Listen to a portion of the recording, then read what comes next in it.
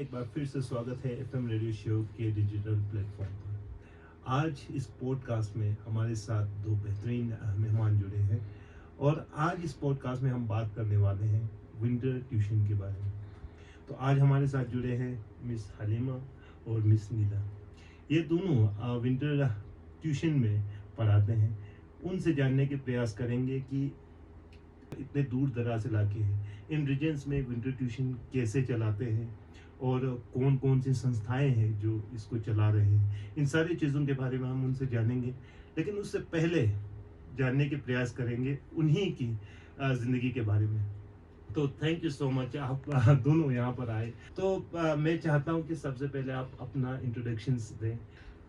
Okay, नमस्कार everyone. तो मेरा नाम हलीमा बतूल है और मैं यहीं टैक्सी से ही हूँ और मेरा स्कूलिंग हुआ है आर्मी गुडविल स्कूल टैक्सी से। इसके बाद मेरा ग्रेजुएशन मैंने किया है बीएससी में गवर्नमेंट विमेंस कॉलेज श्रीनगर से।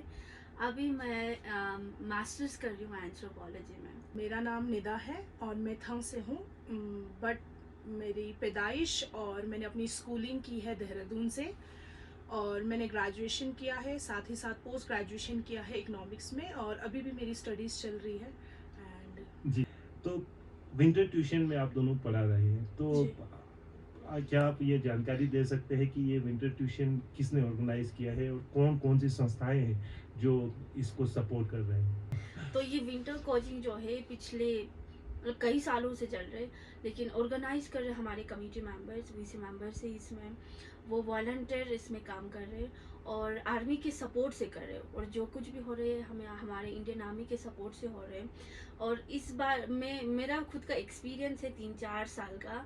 मैं हर विंटर में यहीं आती हूँ वैकेशन में, तो मैं यहीं पर पार्ट लेती हूँ यहीं कोचिंग सेंटर में। तो मेरा एक्सपीरियंस ये है कि मैंने काफ़ी सीनियर्स टीचर्स के साथ भी काम किया है और जिन्होंने मुझे खुद पढ़ाए उनके साथ भी मैंने काम किया है। तो मिस सलीमा, जैसे कि आपने बताया कि आप कई सालों से विंटर ट्यूशन पढ़ा रहे हैं, जी जी। तो पिछले सालों से और इस साल में क्या डिफरेंस आपने पाया?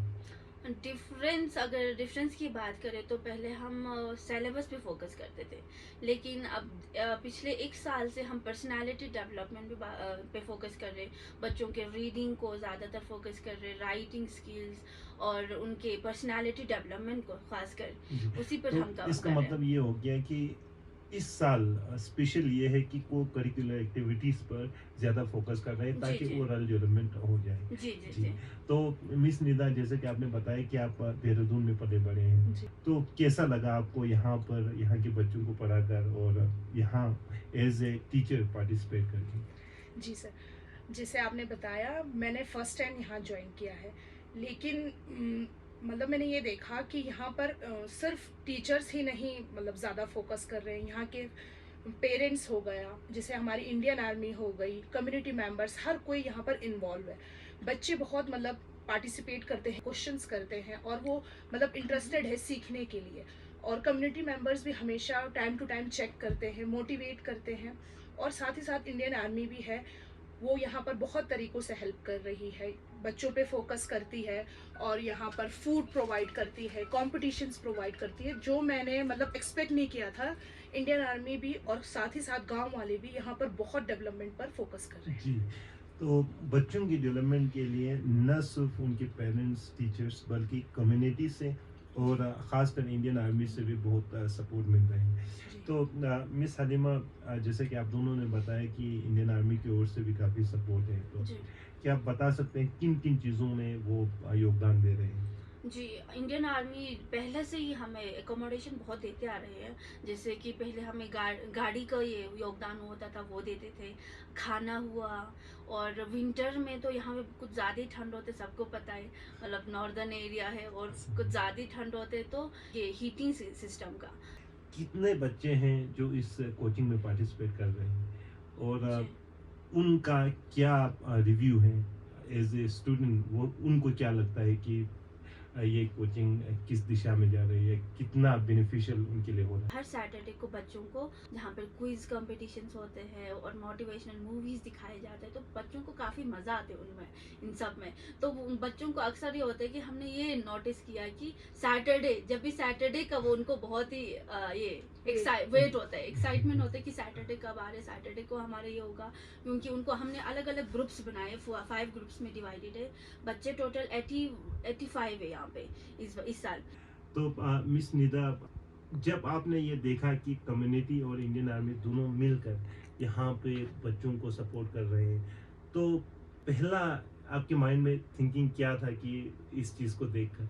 जी, पहले तो मतलब परसेप्शन ये था कि आर्मी का काम होता है सिर्फ सिक्योरिटी के बेस पर, या फिर वॉर होगी तो उसी को ही बचाना है। लेकिन जब मैंने यहाँ देखा, मैं पिछले कुछ सालों से हूँ, तो धीरे धीरे मैंने हर चीज़ों को ऑब्जर्व किया, देखा कि आर्मी सिर्फ सिक्योरिटी पे फोकस नहीं कर रही है, कम्युनिटी के साथ मिलकर पूरी कम्युनिटी को अपलिफ्ट किया जा रहा है, डेवलपमेंट किया जा रहा है। जो मतलब अपॉर्चुनिटीज़ हम देखते हैं कि शायद सिटीज़ में है, वो यहाँ पर देने की कोशिश कर रही है इंडियन आर्मी। तो दैट इज़ मतलब बहुत अच्छी बात है। जो मैंने, आपने जैसे बोला, सिटीज़ में मैंने ये सब नहीं देखा था, ना ही मैंने कभी सोचा था कि ऐसे भी काम होता है। तो मैंने यहाँ पर क्लोजली देखा अपने एरिया में आकर। जी, अब हम फिर से विंटर ट्यूशन की ओर चलते हैं। जैसे कि आपने बताया कि एकोमोडेशन के लिए भी इंडियन आर्मी ने मदद किया है। आप ये बता सकते हैं कि पिछले सालों में ये विंटर कोचिंग कहाँ होते थे और इस साल कहाँ हो रहे हैं? ओके, तो जब से ये कोचिंग प्रोग्राम स्टार्ट हुआ है, तो जहाँ तक मुझे याद है, हम जब पढ़ते थे तो आर्मी स्कूल में हुआ करते थे ट्यूशन्स।